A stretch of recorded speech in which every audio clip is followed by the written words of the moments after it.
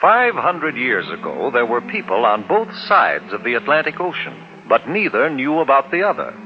On the western side, our side, the people had reddish-brown skins and lived in huts or wigwams. On the eastern side, in Europe, the people were white-skinned. They had learned how to build houses and large sailing ships, but they still didn't know much about the rest of the world. In fact, most of them believed the earth was flat. Then one day, a map maker named Christopher Columbus had an idea. Do you know what? I think the world isn't flat at all. I think it's round like a ball. Did you hear what he said? Did you hear what he said? He said that the world is round. Oh, he's crazy, man.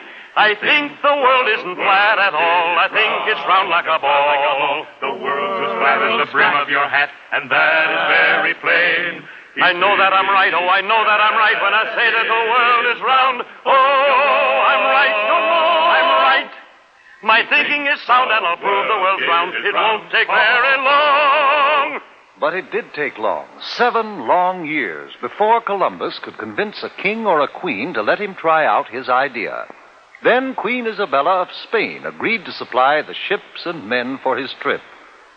I will discover a shortcut to India and bring back some of the great wealth I find there.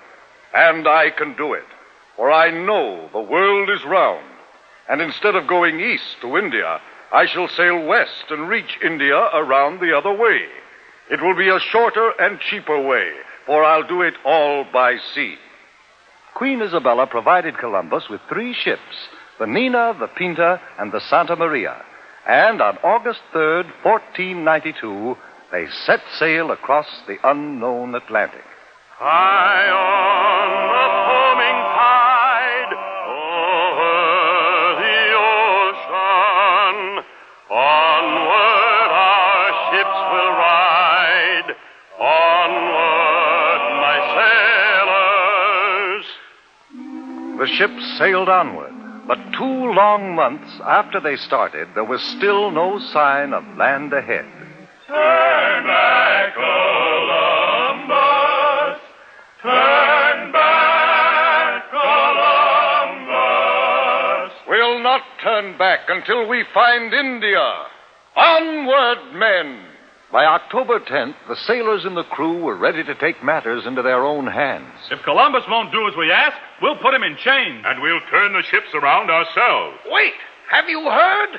One of our men has just seen a branch in the ocean. What of it? It had fresh berries on it. That means we're near land. Hooray! 2 days later, the ships reached land, and Columbus and his crew saw the people with reddish-brown skins who lived there. Oh, I think it is rather surprising that they should have reddish-brown skins. But now since we have landed in India, then these people must be Indians.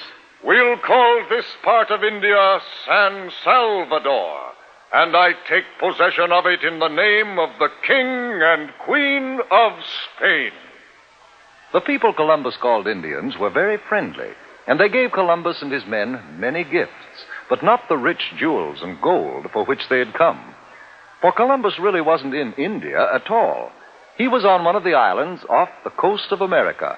But because of Columbus's mistake, the natives of America have been called Indians ever since. Columbus visited other islands near San Salvador, looking for the great wealth of India. And then he and some of his men returned to Spain. Hooray! Hooray for Admiral Christopher Columbus! Columbus had no trouble getting ships and men for his second voyage, but he still hadn't the slightest idea that he was headed for the vast continent of America, and that he would have had to cross it and sail over the Pacific Ocean before he could reach India by traveling west. The men of Europe were no longer afraid of the ocean. Columbus made 2 more voyages, and other explorers followed. But each year on October 12th, we celebrate Columbus Day, the anniversary of that day in 1492, when Columbus first sighted the land of the New World, America. Listen to me, listen to me.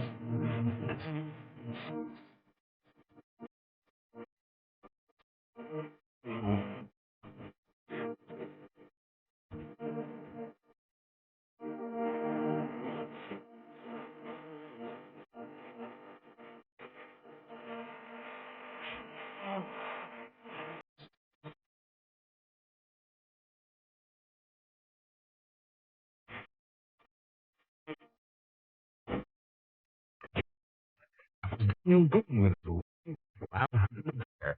Listen. We got him. You'll go shot the bear. That was when Dan was only 15 years old. Yes, Daniel Boone was the greatest hunter and explorer this country ever had.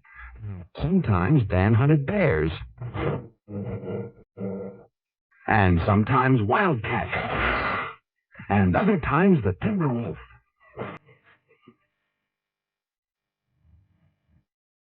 First he knew the forest well.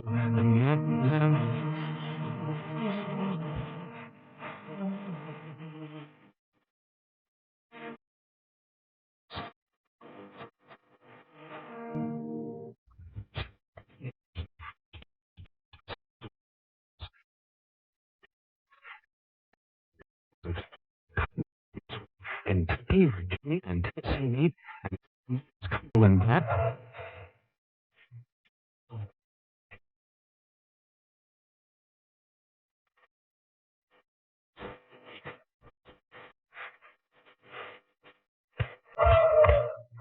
And was surrounded. Dan fought like a wildcat, but the odds were just too great. He was captured and taken to the Indians' camp. The Indians knew Daniel's reputation, and they tied him to a tree post to prevent his escape. That night, when the Indians were asleep, Dan found a sharp piece of bark right back of where his hands were tied. Slowly and painfully, he rubbed the leather cord against the bark until at last he was free. Then, quiet as a cat, he escaped. The Indians followed, but Daniel covered ground so fast that he left their swiftest runners behind. He covered 160 miles on foot in 4 days, and he met his friends, settlers from back east at Cumberland Gap. During the Revolutionary War, Dan was a major in the American Army, and his great knowledge of forestry and woodlore came in handy when he fought the British and the Indians on the British side. He was friendly to many Indians because Dan was a fair man to let man to fight, and he never used he kept on moving west.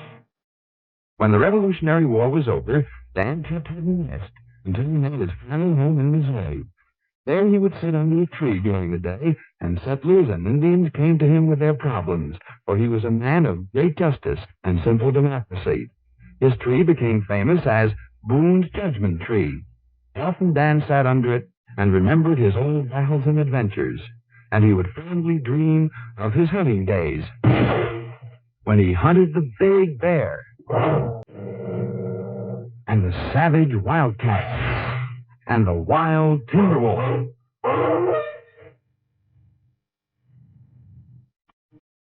And